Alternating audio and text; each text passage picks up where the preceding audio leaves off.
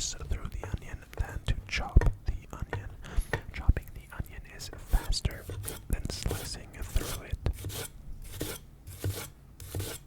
At least for me, because I chop faster than I slice. My slicing is not as fast as my chopping. But I think most people's is because you use more motion when slicing than when chopping. It's just up and down as opposed to pulling through, pulling through, pulling through. Here we have some chopping action also.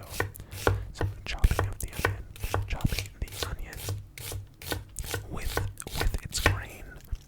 Or chopping these onions with their grain. Which is what I prefer when roasting onions, when caramelizing onions.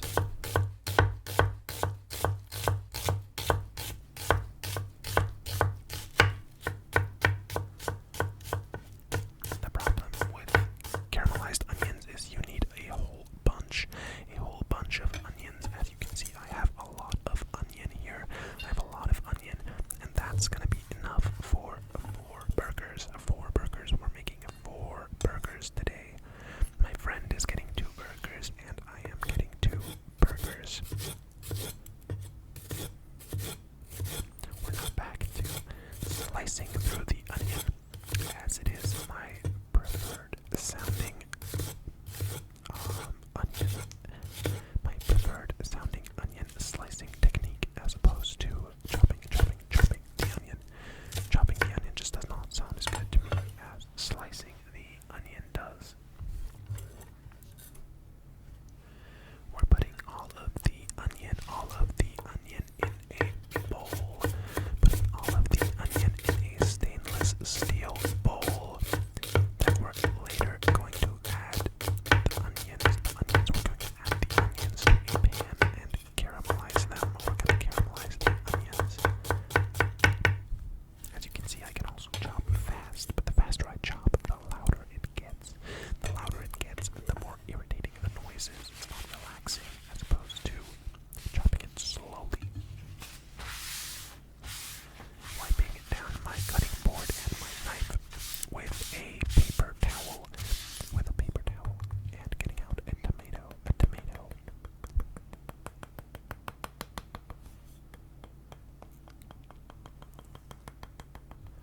My knife is at the point where slicing a tomato is becoming difficult because it is not sharp enough.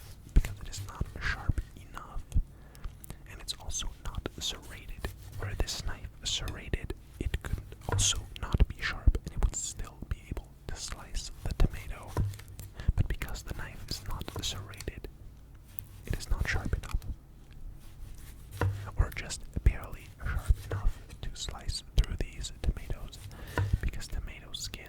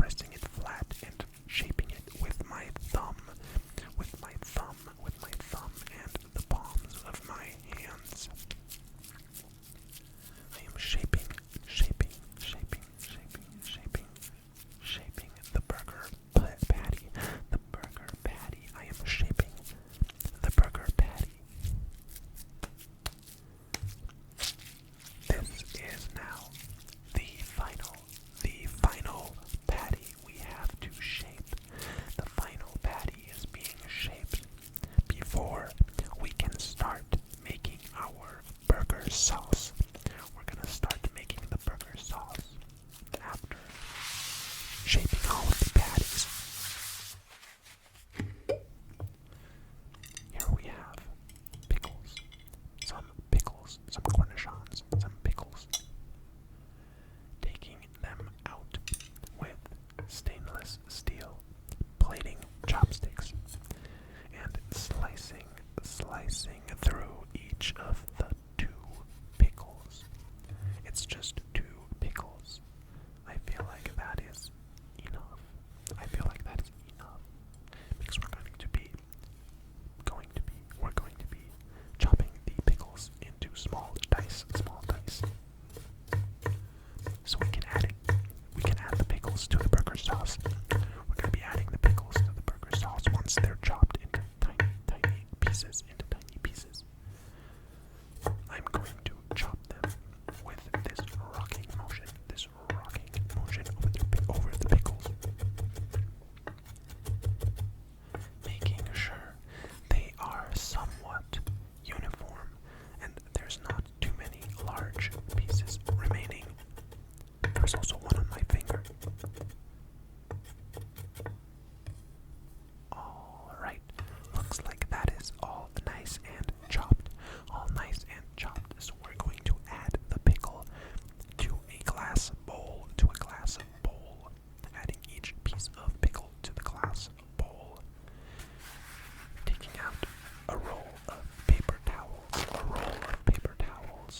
and wiping the blade as well as the cutting board clean.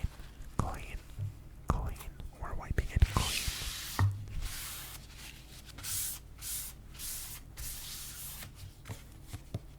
Here we have a bottle of mayonnaise. That I am unscrewing and removing the tab off of the mayonnaise and screwing the top back on so I can squeeze out a stream of mayonnaise onto our pickles. I'm now opening a bottle of ketchup and adding a splash of ketchup onto the mayonnaise. I feel if there's too much ketchup in the burger sauce, then it's just too sweet. The ketchup is very sweet. We're also adding some mustard and some sriracha for a bit of kick. I'm now taking a tiny rubber spatula, a spatula made of rubber from Le Creuset, and we're mixing this burger sauce, making sure everything is nice and homogeneous, making sure the sauce is homogenized, giving it a taste. It's good. So we're moving on to the stovetop.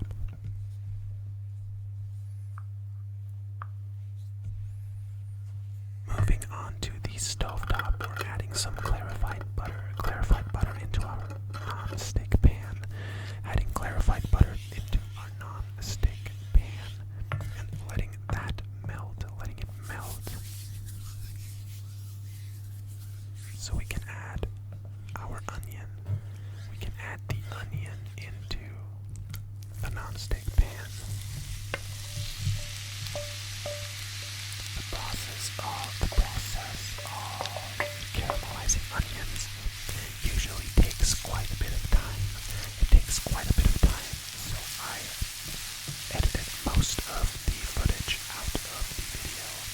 We're salting our onions and we're adding a pinch of brown sugar onto the onions as well to help with the caramelization process. Giving that a toss. And as you can see, the onions are getting brown very nicely. They're browning very nicely. But keep in mind that this took probably about 7 minutes to get to this point. Like at least 7 minutes to get to this point.